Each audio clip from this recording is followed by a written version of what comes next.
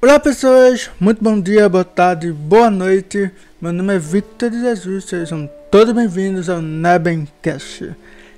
E estamos aqui para mais um episódio com um tema livre dessa vez, né? Sempre faz alternando estúdio e tema livre. A gente tá...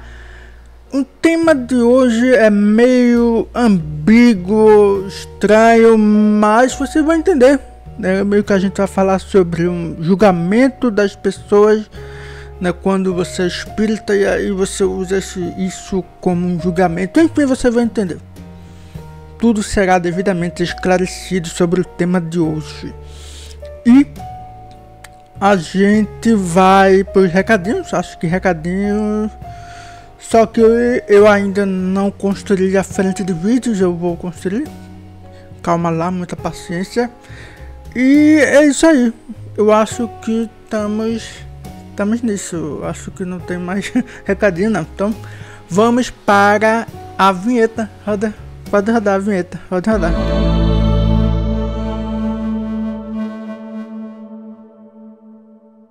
Vamos começar com o tema de hoje. Já é uma coisa que eu tinha na cabeça. E aí eu acho que vale a pena a gente desenvolver ele no futuro. Mas para a gente ir direto ao ponto, eu vou falar aqui sobre um vídeo. Eu vou ler a transcrição de um vídeo que eu assisti faz um tempinho, já mais, sei lá, quase 2 anos, sabe? Mais de um ano, enfim, faz um tempinho que eu assisti esse vídeo.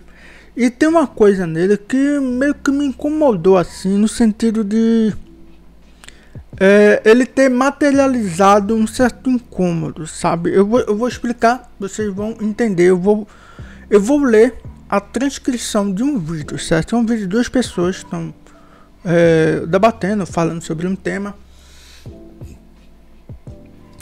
E essa pessoa, ela, um homem e uma mulher estão fazendo esse vídeo. É como se fosse um vlog, né? Um vídeo tipo esse aqui que vocês estão sendo que ele não é um podcast, né? É só um vídeo, vlog mesmo, 2 pessoas falando com a câmera. E essa pessoa, né, uma mulher que ela morou lá em Curitiba, e ela trouxe uma coisa assim que eu percebi tarde demais. E depois ela meio que é como se ela tivesse materializado a minha preocupação. Enfim, eu vou ler e vocês vão entender. Vocês vão entender qual é o ponto aqui, o porquê que eu não estou conseguindo achar um nomezinho para esse tema específico, esse tema específico aqui. Mas vamos lá, é um vlog, eu vou ler 2 pessoas conversando, né? Eu vou ler, né, a transcrição. Não vou mostrar o vídeo porque eu quero evitar exposição e tal. O que importa aqui é o que ela falou, certo? Vamos lá. Esse é o vídeo. E aí a mulher começa a falar que assim, enfim, eu tô pegando só alguns trechos, tá? Não vou ler tudo. Só alguns trechos. Vamos lá. A minha infância foi toda lapidada na religião, porque minha família toda é espírita. E o espiritismo ali, de São Paulo para baixo, né, o estado de São Paulo para baixo, o espiritismo do sul é um espiritismo mais conservador. Eu tô pulando. Existe essa divisão que seria o espiritismo de direita e o espiritismo de esquerda, que eu fui descobrir muito tempo depois. Aí ela continua. A ideia era que todo mundo teria ali uma posição que faz parte do que chamam de justiça divina. E você ocupa essa posição de acordo com o que você faz em vidas passadas. Então, se hoje você está sofrendo, se você é pobre, se está passando por miséria ou por violência sexual, violência urbana, enfim, isso teria um motivo. E aí tem a fala do rapaz, ele complementa. Então, assim, o rapaz, né? Então, assim, meu lar também era bastante católico. Essa ideia de meritocracia também estava muito presente nessa visão espírita. Tipo, você tem méritos passados, mas você tem os seus méritos. E aí você galga certos espaços sociais de classe mesmo. Você está numa classe mais alta, teria sido algum mérito de vidas anteriores. Inclusive étnica, como você falou, extremamente racista. E aí ela dá continuidade. E Allan Kardec, Allan Kardec é bem claro nisso, falando que esse grupo seria grupos mais atrasados na escala evolutiva dos espíritos. E aí continua. Continua. Eu só peguei alguns trechos que eu achei bem importante aqui antes de falar sobre isso. Porque isso, vocês entenderam toda essa fala dela e dele, né? Você percebe assim, que existe aqui alguma coisa que não está muito certa. Tipo, que você é espírita há bastante tempo, tá? Principalmente se você é espírita de São Paulo pra cima, vamos dizer assim. Você olha pra isso aqui, se você olha pra isso aqui, você escutou tudo isso que eu li, né, da transcrição do vídeo. Você não achou nada estranho, é porque tem alguma coisa errada. Vamos conversar sobre isso. Uma das coisas que fica claro, né, que ela nasceu na família espírita. Toda a família dela foi espírita.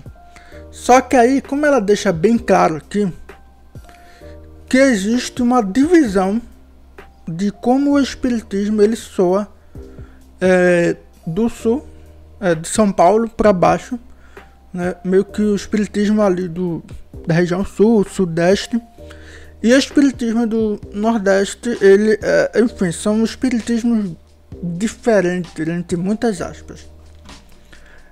Diferente assim no sentido do viés, né? Lembra do viés? No sentido do viés, de como que as pessoas lidam e olham todo o ensinamento, todas as lições, as mensagens que traz o espiritismo, eles vão olhar para um ponto de vista diferente do quem está no Nordeste. Pelo menos assim. Eu acho que isso é uma forma muito generalizada, generativa. Enfim, estou generalizando o conceito, tá certo? Só está generalizando, nós estamos aqui batendo o martelo de que é assim, ponto final. A gente só está generalizando. Certo? Mas existe aqui um consenso, né, de que o espiritismo no sul, sudeste, ele é visto de forma diferente do nordeste. Eu não sei se centro-oeste e norte, como é que é a posição deles com relação ao espiritismo.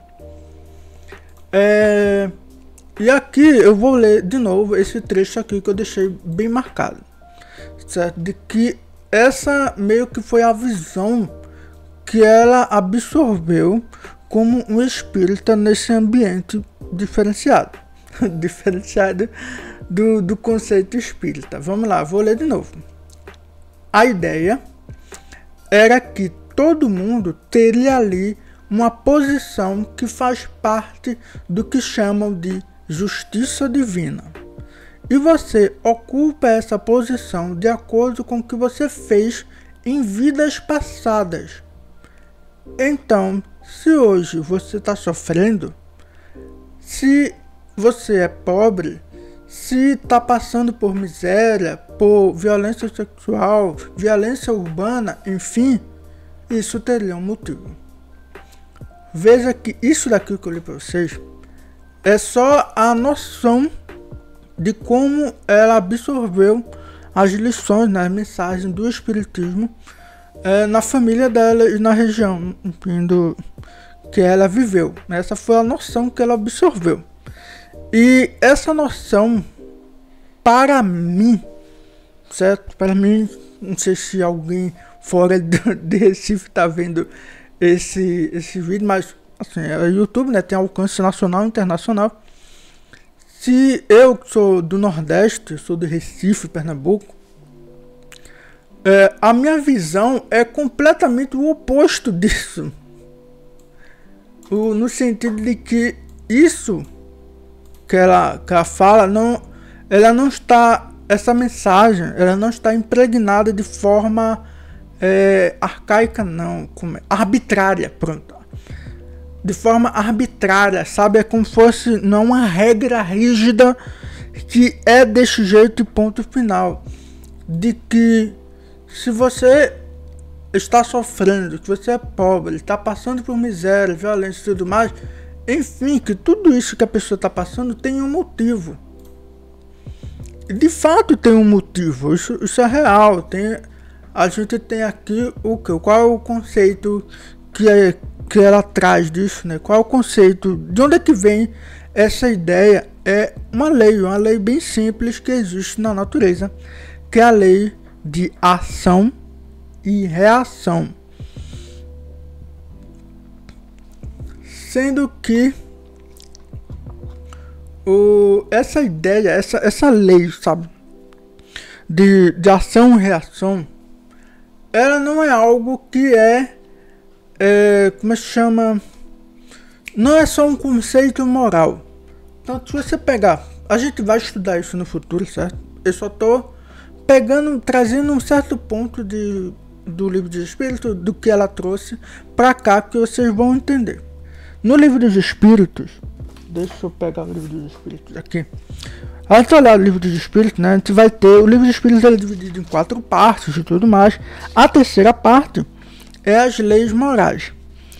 Deixa eu olhar aqui, página 343. Página 343. Pronto. Opa. Então fica aí com esse mês de página passando. Pronto, tá aqui, vejam.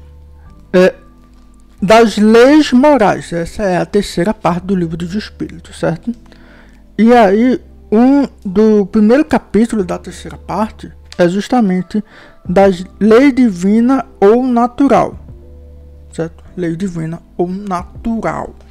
O que é que isso quer dizer? Né? Tá dizendo que essas leis morais, elas não só são morais, elas são naturais.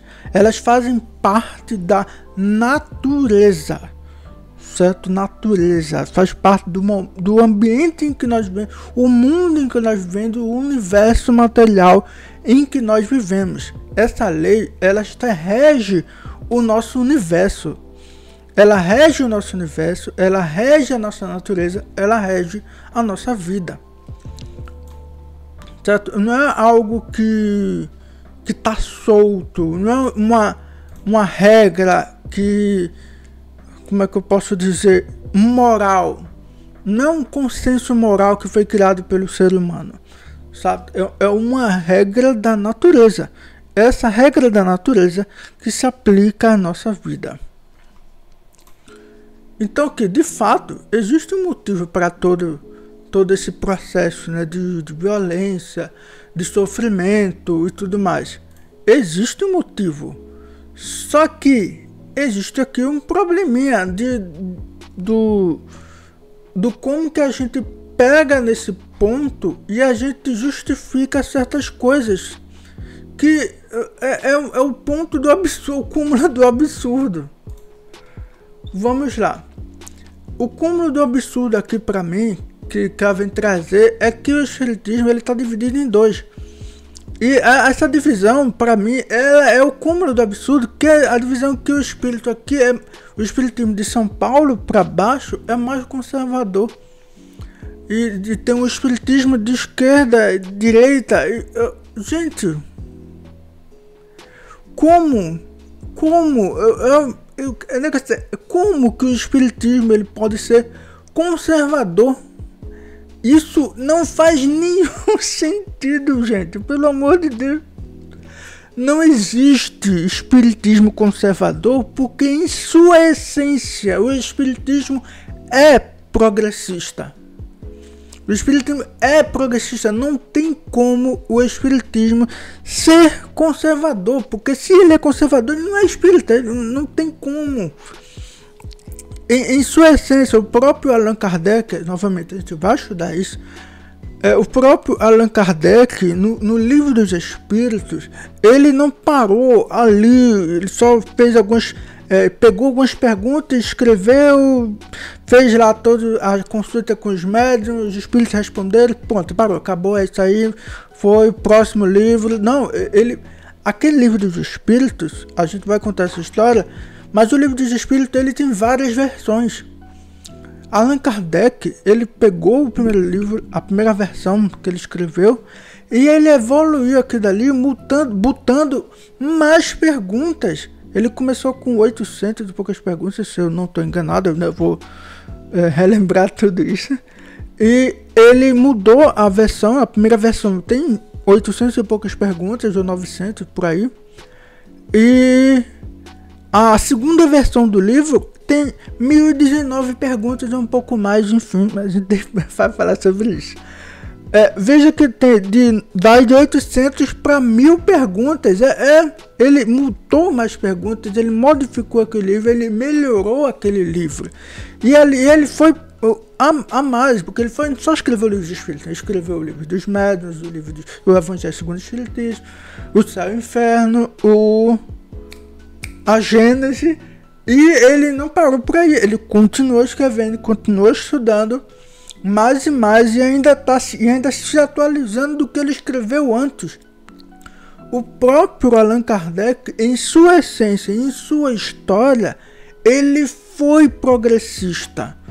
Em sua essência, ele pegou aquele livro, ele olhou para a primeira versão do Livro dos Espíritos, ele olhou que, olha, tem questões aqui, tem perguntas que a gente pode melhorar, a gente pode se aprofundar e a gente pode até mudar o conceito, já que o que a gente estudou aqui não está mais batendo. Talvez a gente encontrou aqui, sabe o que?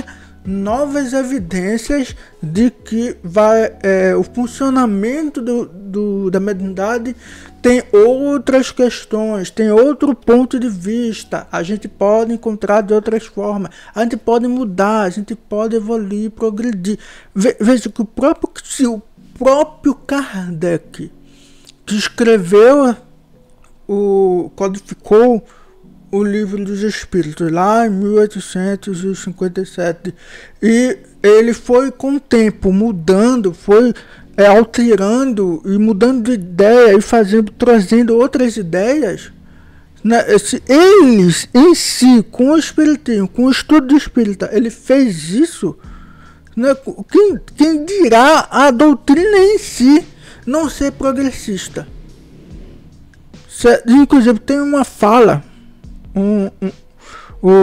uma fala de Kardec, eu acho que é de Kardec, que eu não estou enganado, uma fala de Kardec que ele vai trazer para a gente que, se em certo determinado ponto, né, a gente encontrar uma incongruência com a ciência, tipo, aquele ponto ali, a ciência está certa, então naquele ponto a gente descarta o espiritismo e segue a ciência.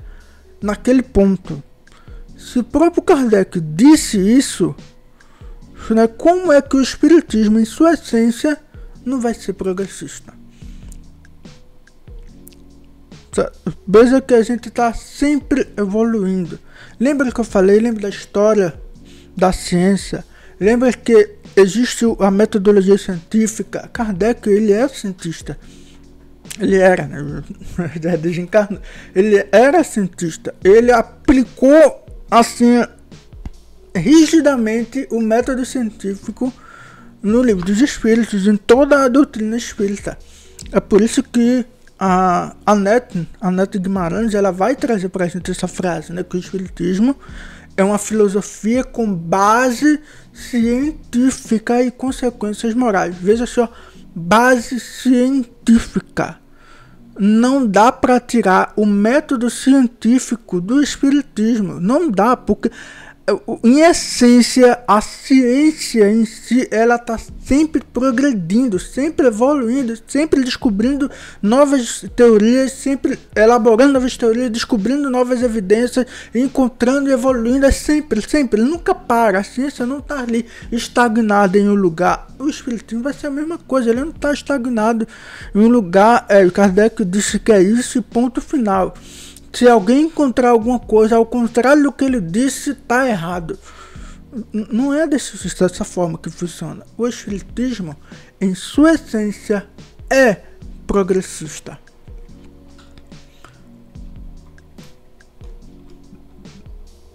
Então, você já entende aqui nesse ponto que não existe espiritismo conservador. Existe espiritismo mal compreendido, tá? E esse ponto aqui, porque assim, essa fala dela aqui tá em, eu acho que foi em 2023, acho que foi em 2023. Mas eu tô com essa pulga atrás da orelha, né, de espiritismo conservador, como assim? Eu acho que esse é o tema desse vídeo, é espiritismo conservador. Como assim?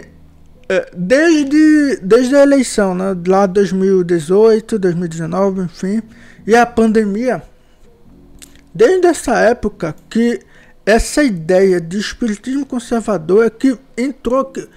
Caramba, como assim? Eu não estava acreditando que isso existia.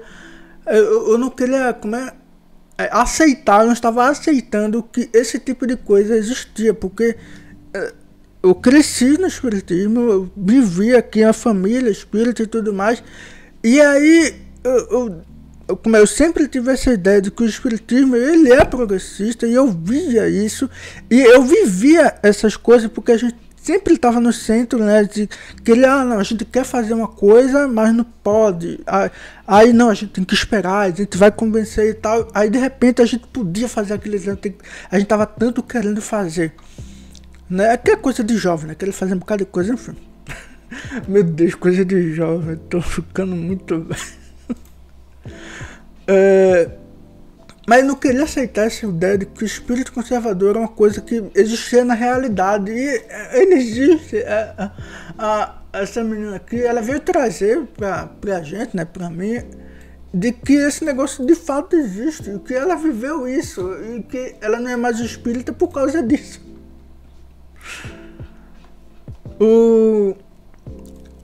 E aqui, certo?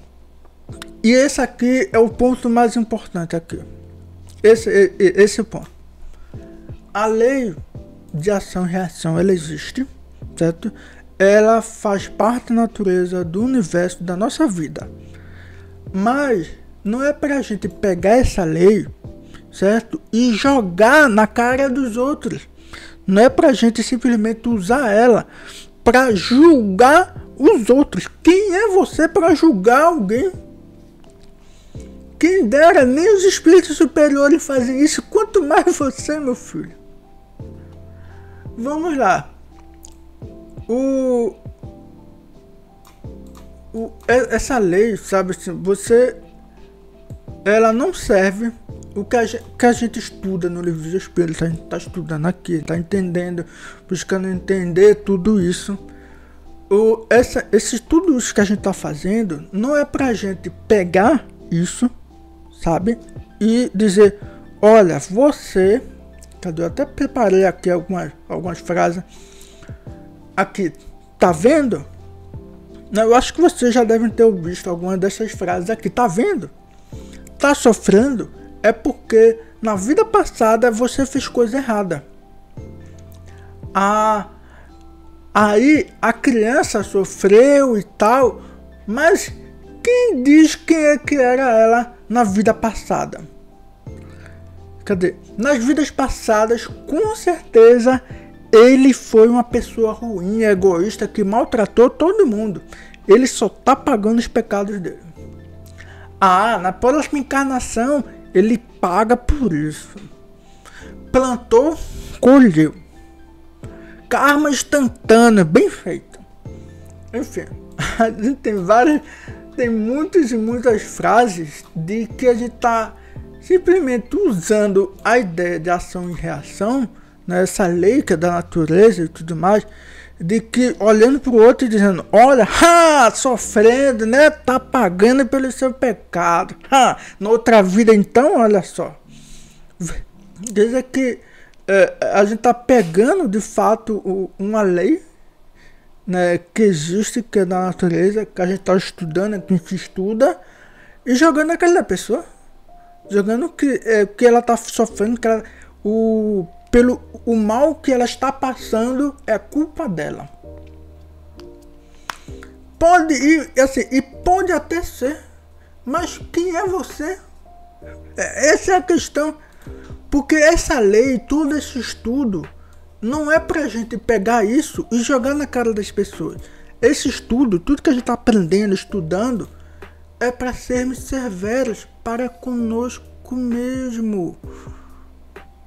É para nós, é pra gente aprender, a gente entender que pelo que a gente está passando, realmente existe algum motivo. Eu tô passando por isso, eu vivi isso, alguma coisa aconteceu. Talvez na vida passada eu fiz alguma coisa, talvez na vida passada eu tenha feito isso, ou talvez nessa vida mesmo eu fiz isso ou aquilo outro. Enfim, é para com você mesmo, é para você ser severo, ser severos para convosco. Ser severo para convosco, eu esqueci a palavra, mas ser severo para conosco. Nós sermos severos, eu tenho que ser severo para comigo mesmo. Você tem que ser severo para com você mesmo, é com você. É ser indulgente para com a falta alheia e severo para consigo mesmo. Não é pra gente pegar isso aqui e jogar. Tá sofrendo é porque culpa sua. Certo? A gente não pode jogar justificativas na cara de ninguém. Certo? Isso faz parte a lei de ação e reação, faz parte da natureza, faz parte do nosso universo e da nossa vida. Ele rege a nossa vida.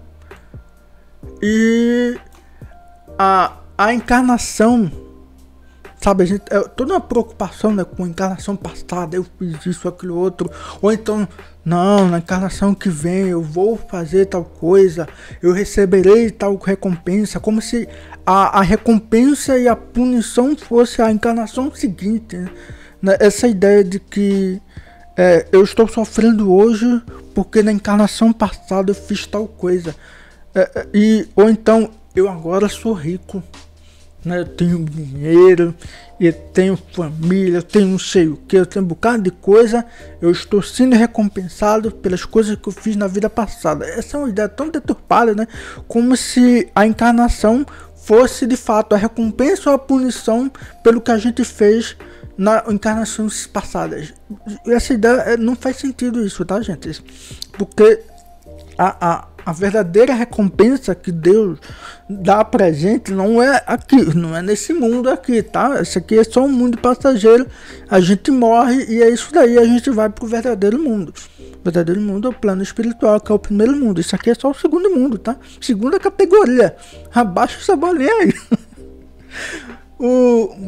O verdadeiro mundo, o mundo espiritual, é onde a gente vai de fato encontrar as verdadeiras recompensas. E tenha certeza que não é dinheiro, nem carro, nem nada de luxo. Certo? O verdadeiro luxo está aqui dentro. E a encarnação mais importante é a encarnação de agora. É essa encarnação aqui.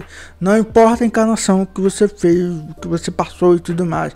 Ela é importante, faz parte da sua vida, da sua história. Você carrega muitas coisas da encarnação passada e com você agora. A encarnação seguinte, ela também é importante e tudo mais. Você vai viver muita coisa. Mas a mais importante é essa. É agora que você está vivendo, nesse exato momento. Tem uma frase que eu gosto bastante. Que é uma frase bem de curso, tá? Mas é muito boa, que o melhor momento para você fazer alguma coisa na vida foi há 10 anos atrás. Esse foi o primeiro melhor momento. O segundo melhor momento para você fazer alguma coisa é agora. Certo? Agora. E a gente pode trazer isso para a encarnação, certo? A melhor encarnação que você deveria ter mudado a sua vida, sua evolução espiritual consideravelmente foi na encarnação passada.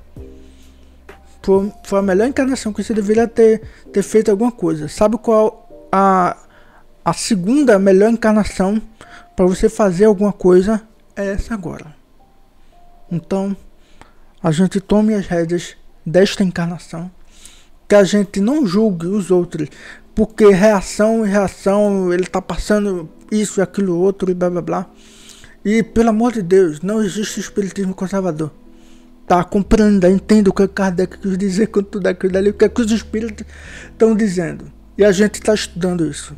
A gente vai aprender bastante. E você que está escutando, está entendendo, está buscando compreender o que é o espiritismo, já começa a entender nessa parte aí, certo? O espiritismo é progressista.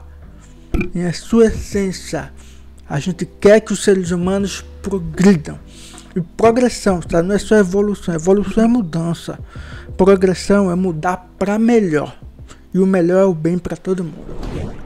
É isso, a gente fica por aqui.